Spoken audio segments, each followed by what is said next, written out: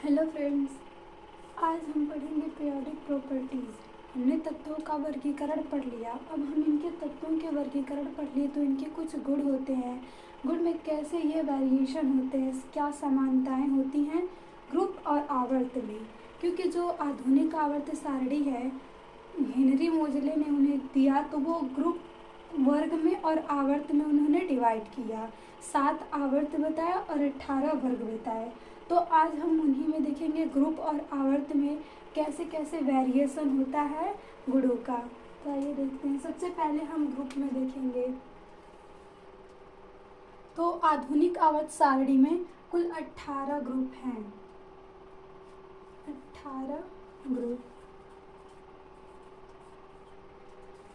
हम ग्रुप में गुणों का वेरिएशन देखेंगे। तो सबसे पहले हम देखते हैं cell number.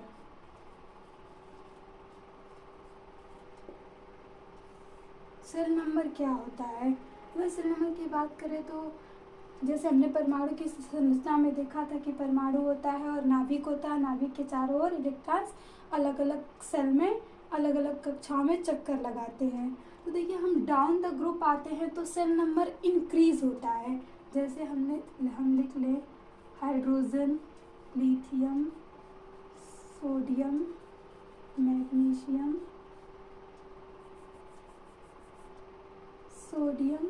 Potassium, rubidium, caesium, francium. ये फर्स्ट वर्ग के तत्व हैं। अब अगर हम इन्हें देखें तो हाइड्रोजन का परमाणु क्रमांक 1, लिथियम का 3, का 11, 19, ऐसे ये परमाणु क्रमांक बढ़ रहा है। तो जब परमाणु क्रमांक बढ़ रहे हैं तो सेल नंबर भी क्या होंगे? इंक्रीज होंगे।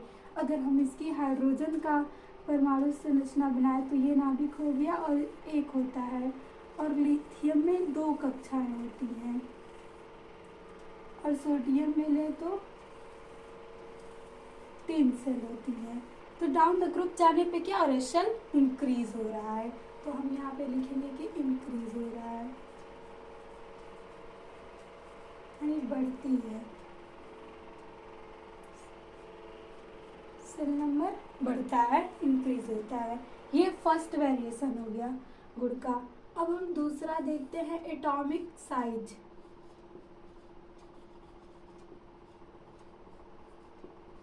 एटॉमिक साइज या परमाणु आकार। परमाणु आकार। जब हम डाउन द ग्रुप जाते हैं तो परमाणु की साइज क्या हो रही है? बढ़ रही है। क्योंकि परमाणु आकार अगर हमें पता करना होता है तो इसकी परिभाषा होती है नाभिक से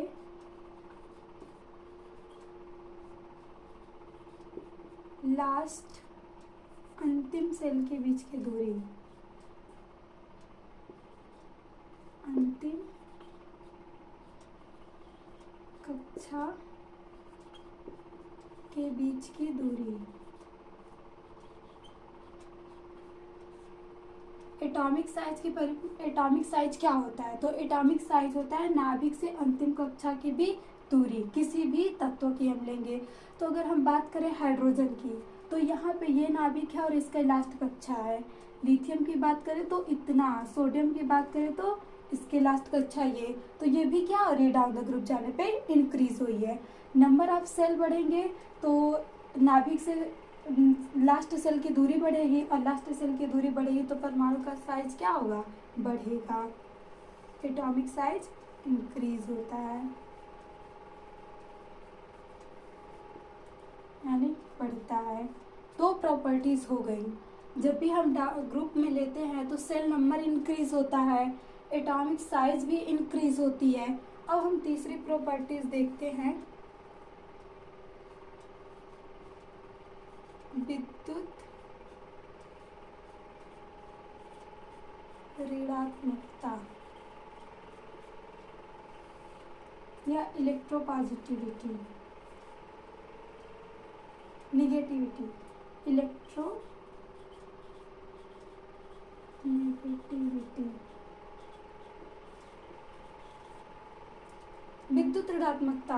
अब विद्युत ऋणात्मकता हम कैसे पता करते हैं?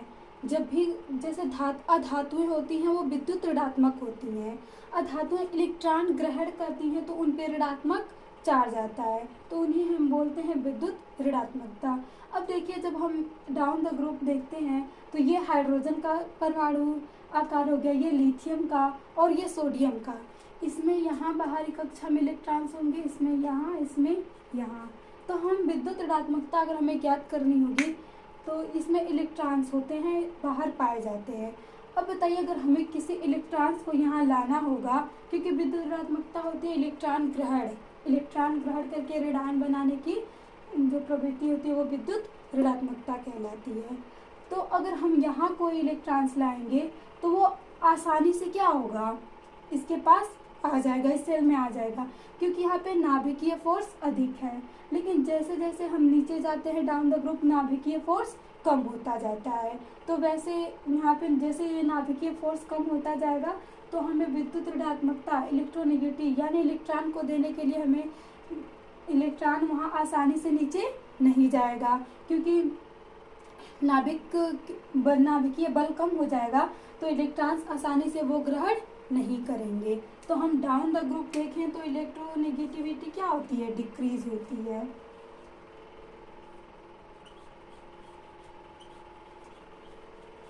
घटती है।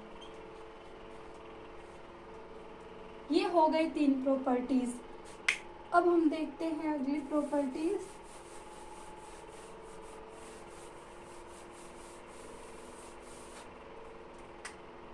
चार,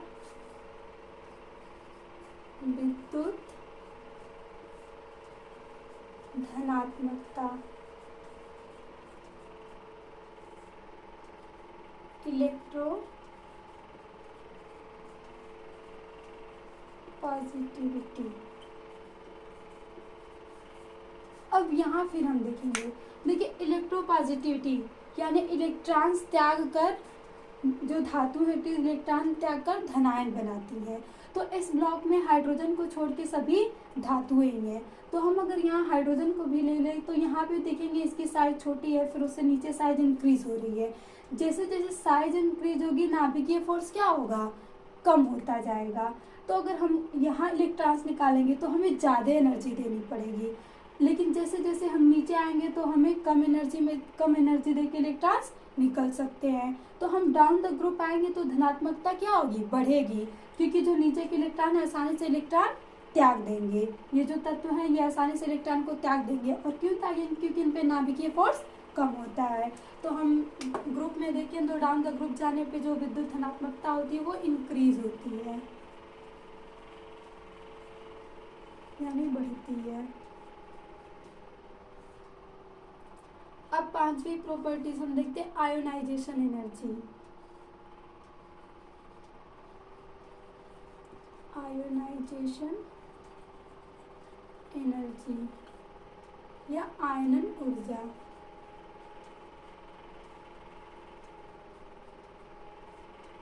इसे हम आयनन विभव भी बोलते हैं, आयनन विभव। अब देखिए आयोनाइजेशन एनर्जी क्या होती है। आयोनाइजेशन एनर्जी वो होती है कि जब भी हमें किसी तत्व के बाहरी कक्षा में इलेक्ट्रॉन्स को निकालना होता है तो जिस एनर्जी की आवश्यकता होती है उसे हम बोलते हैं आयोनाइजेशन एनर्जी। तो यहाँ बताइए हम हाइड्रोजन से आसानी से निकाल लेंगे या नीचे आते हैं पोटेशियम या सोडियम से आसानी से इलेक्ट्रॉन निकाल लेंगे। तो इसमें जाहिर सी बात है कि यहाँ नाभिकीय फोर्स अधिक है तो हमें इलेक्ट्रॉन्स को निकालने के लिए आयोनाइजेशन एनर्जी अधिक लगानी पड़ेगी। लेकिन जैसे जैसे हम नीचे आएंगे तो हमें आयोनाइजेशन एनर्जी कम लगा के हम आसानी से इलेक्ट्रॉन को निकाल सकते हैं, क्योंकि नीचे क्या होता है नाभिकीय फोर्स घटता जाता है। तो नाभिकीय फोर्स घट जाएगा तो जो इलेक्ट्रॉन यहाँ से है वो नाभिकीय फोर्स उस पर कार्य नहीं करेगा अच्छे से, तो इलेक्ट्रॉन आसानी से निकल जाएंगे। हम बहुत कम एनर्जी देंगे तो वो निकल जाएंगे। लेकिन हाइड्रोजन के बाहरी कक्षा से इलेक्ट्रॉनों को निकालने के लिए हमें अधिक एनर्जी देनी पड़ेगी। तो डाउन द ग्रुप जाने पे जो आयनन ऊर्जा है वो डिक्रीज होती है,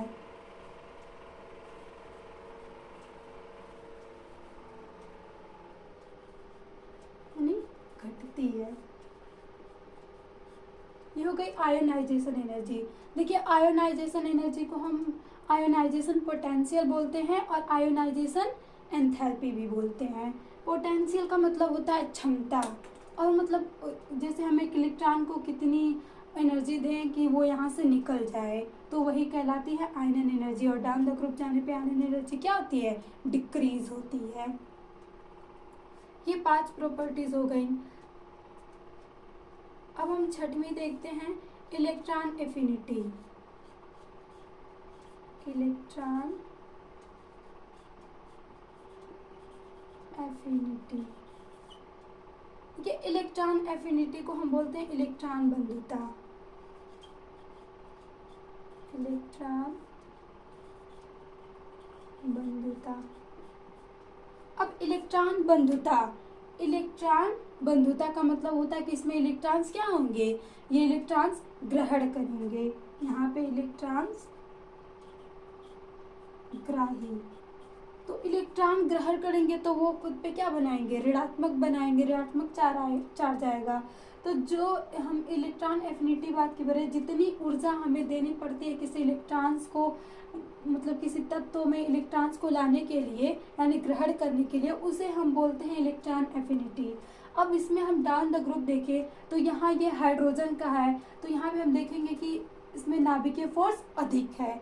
अब जैसे ही यहाँ कोई दूसरा इलेक्ट्रॉन्स आएगा किसी तत्व का, तो ये आसानी से इनसे जुड़ जाएगा, यानी ये इलेक्ट्रॉन इनसे आसानी से क्या होगा, जुड़ जाएगा, क्योंकि यहाँ जो नाभिकीय फोर्स है वो अधिक है। लेकिन जैसे जैसे हम नीचे आते जाएंगे नाभिकीय फोर्स कम होता जाएगा। तो जब हम यहाँ कोई इलेक्ट्रॉन्स किसी तत्व का लाएंगे तो क्या वो आसानी से जुड़ेगा, नहीं, क्योंकि यहाँ नाभिकीय फोर्स कम है, तो हमें अधिक एनर्जी देनी पड़ेगी, तब जाके इसमें इलेक्ट्रॉन्स ये ग्रहण करेगा और रेडियन बनाएगा। तो हम इलेक्ट्रॉन एफिनिटी की बात करें तो वो डाउन द ग्रुप जाने पे क्या हो रही है, इंक्रीज हो रही है, यानी बढ़ रही है। जब भी हम यहाँ बात करेंगे hydrogen, down the group hydrogen के पास नाभिकीय फोर्स बहुत अधिक होता है, तो ये अपनी तरफ खींचेगा, जैसे इलेक्ट्रॉन्स आएंगे ये इन्हें खींच लेगा, तो हमें उधर से एनर्जी क्या देनी पड़ेगी, कम देनी पड़ेगी। लेकिन जैसे जैसे हम नीचे आते हैं नाभिकीय फोर्स कम होता जाता है, तो हमें अधिक एनर्जी देनी पड़ती है इलेक्ट्रॉन्स को ग्रहण कराने के लिए, यानी इलेक्ट्रॉन को जोड़ने के लिए। तो हम इलेक्ट्रॉन एफिनिटी की बात करें तो डाउन द ग्रुप जाने पे वो क्या होती है, इंक्रीज होती है। ये हो गया ग्रुप में। अब हम देखेंगे इसके पीरियड्स में, आवर्त में इनकी प्रॉपर्टीज कैसे वेरिएशन करती है। तो ये हमने ग्रुप में देख लिया कि कैसे कैसे गुणों का वेरिएशन हो रहा था। अब हम आवर्त में देखेंगे। देखिए आवर्त में देखेंगे कि इसमें कैसे जो परमाणु साइज है या नंबर ऑफ सेल है, विद्युत ऋणात्मकता धनात्मकता, वो कैसे वेरिएशन इसमें होता है। तो देखते हैं फर्स्ट एटॉमिक साइज।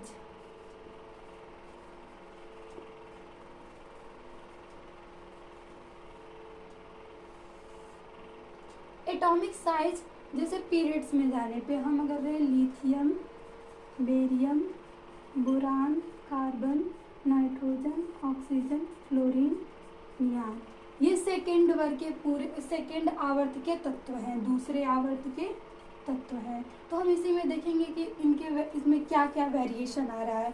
तो हम जब एटॉमिक साइज देखते हैं तो एटॉमिक साइज डिक्रीज होती जाती है, यहाँ से ये धनात्मक से यहाँ से ऋणात्मक, मतलब ये डिक्रीज होती चली जाती है। अगर हम एटॉमिक साइज की बात करें तो वो क्या डिक्रीज होती है,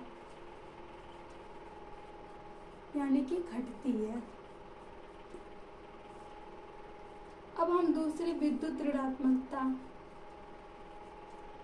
विद्युत ऋणात्मकता या इलेक्ट्रोनेगेटिविटी,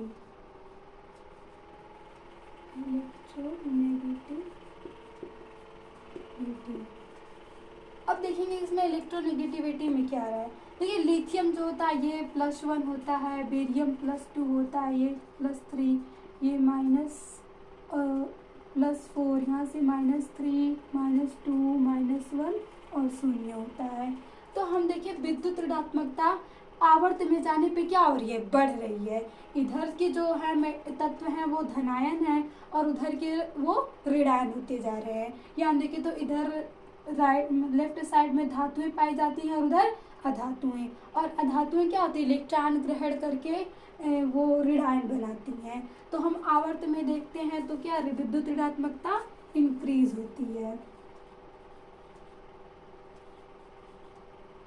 नहीं बढ़ती है। अब इसका अपोजिट विद्युत धनात्मकता,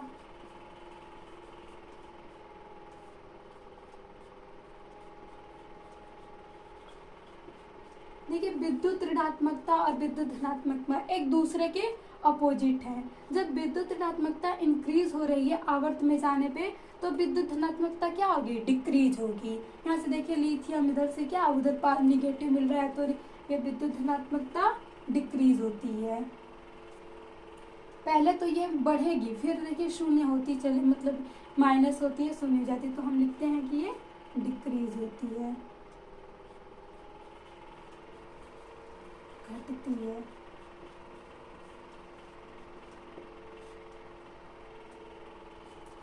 चौथी प्रॉपर्टी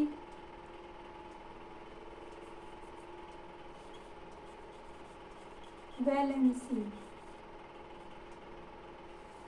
अगर हम संयोजकता की बात करें कि संयोजकता का इसमें वेरिएशन क्या हो रहा है, तो देखिए जब हम लिथियम का संयोजकता लिखी तो +1 है, तो संयोजकता पहले तो 1 से 4 तक इंक्रीज हो रही है लेकिन फिर 4 से क्या शून्य हो जा रही है। तो हम इसमें लिखते हैं कि फर्स्ट 1 to 4 बढ़ती है, फिर 4 से 4 to 0 हो जाती है यानी घटती है। ये बैलेंसी यानी संयोजकता का वेरिएशन है। और संयोजकता की परिभाषा क्या होती है, एक तत्व के दूसरे तत्व से जुड़ने की क्षमता को हम क्या कहते हैं, संयोजकता कहते हैं। यहाँ पे लिथियम की +1 बैलेंसी होती है, बेरियम की +2, बोरान की +3, कार्बन की +4, इसकी -3, इसका -2, -1 और ये नियान। अगर देखिए पूरे पीरियोडिक टेबल में हम बात करें कि सबसे ऋण विद्युतीय तत्व कौन है तो वो होता है फ्लोरीन। ये इंपॉर्टेंट क्वेश्चंस होते हैं जैसे कॉम्पिटिटिव एग्जाम या एमसीक्यू में आते हैं।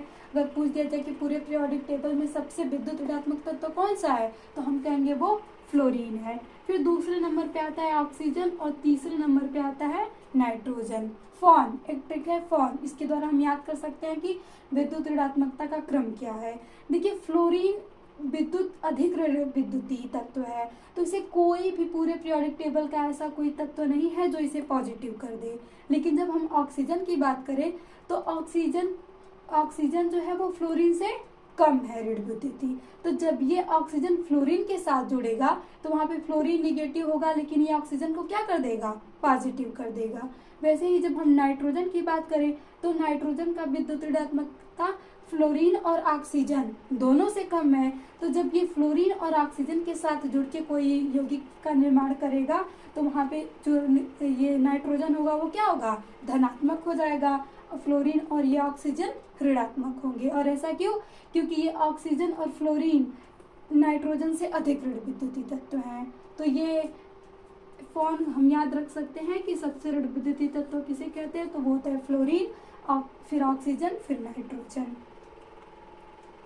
ये देखिए इधर ये शून्य वर्ग हो जाता है, इनकी तो बैलेंसी शून्य होती है। तो ये 4 प्रॉपर्टीज हो गई। अब हम इलेक्ट्रॉन एफिनिटी 5वीं अगर हम देखें, इलेक्ट्रॉन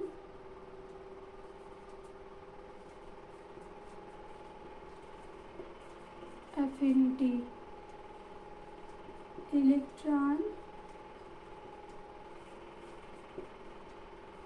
बंधुता। देखिए इधर तो सारे धातुएं होती हैं और इधर अधातुएं होती हैं। और जैसे जैसे हम लेफ्ट से राइट जाते हैं तो अधात्विक गुण बढ़ता जाता है। और हमें पता कि अधातुएं वो क्या होती हैं, इलेक्ट्रॉन ग्रहण उनके करने की क्षमता अधिक होती है, वो इलेक्ट्रॉन ग्रहण करके ऋणायन बनाती हैं। तो जब हम इलेक्ट्रॉन बंधुता का क्रम देखें तो ये क्या होता है, इंक्रीज होता है, बढ़ता है।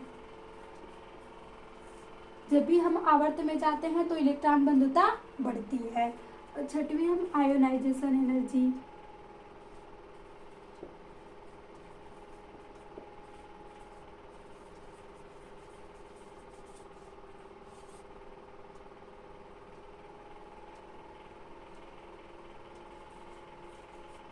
आयोनाइजेशन एनर्जी या आयनन विभव या आयनन एफिनिटी, इसे हम कई नामों से जान सकते हैं। या आयोनाइजेशन एनर्जी कहते हैं, या आयोनाइजेशन एंथैल्पी कहते हैं, या आयोनाइजेशन पोटेंशियल कहते हैं। अभी तो देखिए हम लेफ्ट मतलब साइड में सारी धातुएं हैं और इधर अधातुएं हैं। तो धातुएं ही होती हैं वो इलेक्ट्रॉन त्याग कर धनायन बनाती हैं, और इलेक्ट्रॉन त्याग कर धनायन बनाती हैं। तो इधर हमें कम एनर्जी देनी पड़ती है इलेक्ट्रॉन्स को निकालने के लिए, लेकिन जैसे जैसे हम इधर जाएंगे तो अधिक एनर्जी देनी पड़ेगी इलेक्ट्रॉन्स को निकालने के लिए, क्योंकि इधर अधातु है और ये तो इलेक्ट्रॉन लेना चाहती हैं। तो क्या हम यहाँ आसानी से इलेक्ट्रॉन्स को निकाल सकते हैं? नहीं। तो हम इधर जाएंगे तो आयोनाइजेशन एनर्जी भी क्या होगी?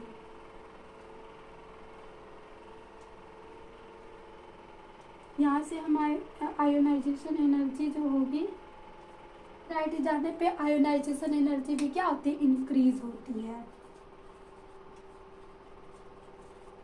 यानी बढ़ती है।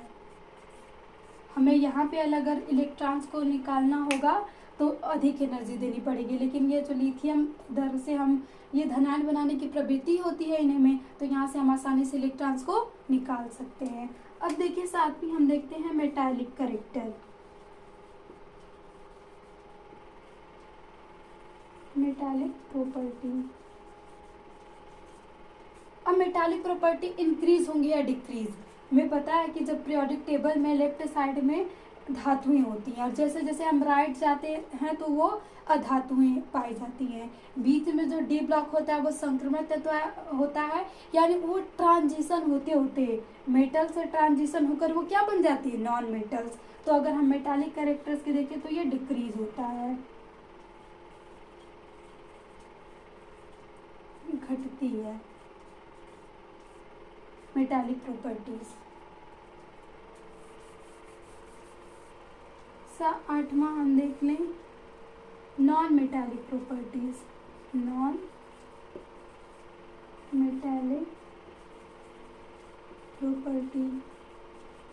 तो जब मेटालिक प्रॉपर्टीज घट रही है तो नॉन मेटालिक प्रॉपर्टीज क्या होगी? बढ़ेगी।